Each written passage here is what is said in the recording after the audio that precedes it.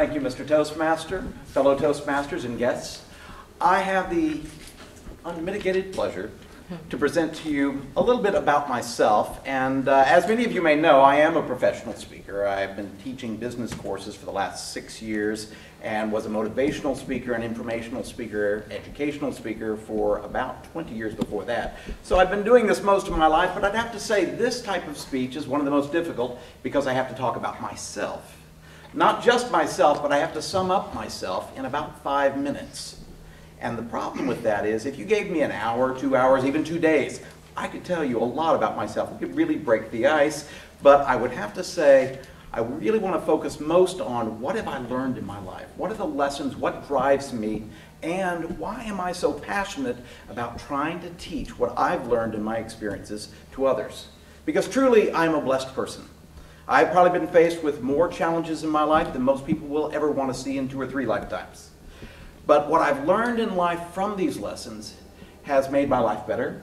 I'd have to say, as someone who's been living here in Austin now for about 14 years, I actually came to Austin back in the 1978 was my first year here at UT, and I graduated from UT years ago. And I'd have to say Austin was a very different city, but then I was a very different person.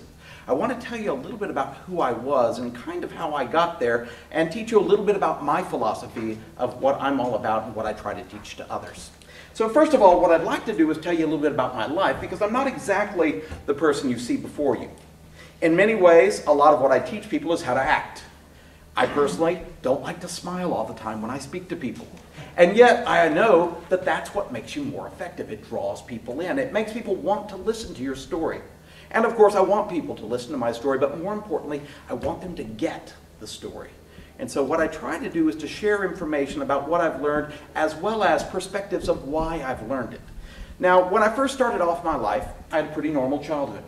I was the middle child of 3 boys. We were all a year apart, so we were very close together.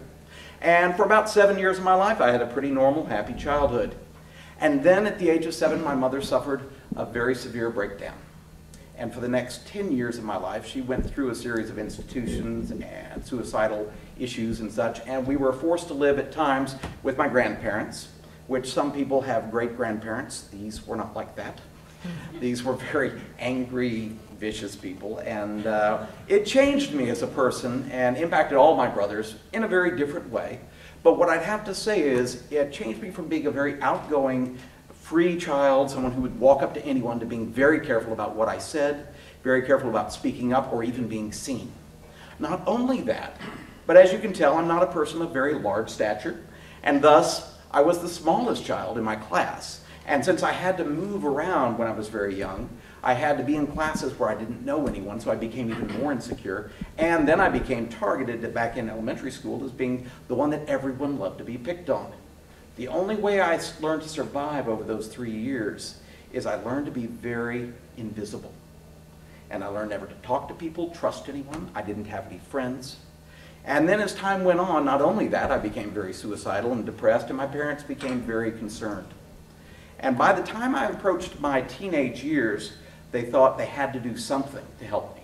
So one of the things they did was encourage me at the age of 14 to take an acting class. Now, that was probably the first time I ever had an opportunity to explore my feelings and actually feel safe in doing so in front of other people.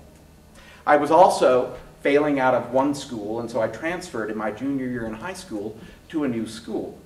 And of course, I was still the same person in those years, so you would see, if you opened up the yearbook, you'd see pretty much Bart Loser and nothing under it. I was pretty much a ghost. Well, when my senior year started, my mother told me something that was very inspiring. She said, "Your senior year is the most important and probably the best year of your life." As you can imagine, I didn't have much to look forward to. I was pretty depressed about that whole prospect, and so I thought I need to do something differently, so I did. And what I learned in that year really changed my life, and I wanted to write down these 4 little lessons just to tell you a little bit about what I learned, because I teach this today as well. The first lesson I learned is that I must challenge my fears. And I had plenty of them. So learning how to challenge my fears of what other people might think, my fears of what I thought of myself, I had to face those fears because I learned later in life that most of what I tell myself is a lie. And so I had to learn to tell myself that what I'm telling myself in my mind is not true. Don't believe it, and face myself, or face my fears. The second thing I learned was to focus on positives. Turn those negatives, those fears, around. So I try to take anything and make the most positive of any situation. The third thing that I wanted to do, though, is to find my own unique path, my own unique answers, because if I tried to do it someone else's way, they're not me. They couldn't do it my way, so I wanted to find my own path. So find your own unique path. And lastly, and perhaps most important, is our job, and this is where I really find what I do in teaching a spiritual component, is our job is to support others, because one thing I've discovered in life is that I'm not alone. About everyone I've ever run across in my life have the exact same fears. Whether they seem confident, whether they, act fearful or out of confidence, they still have gone through the same paths. And so my job, and the job I think of others, is to support them on their path. So you want to support their path as well. So one thing I find that's the most important thing I want to do in my life is to support others, mentor others, help them see that actually what we all go through is the same. And so if I can do that in here or anywhere in my life, I find it to be a success, and I'm excited and passionate about that.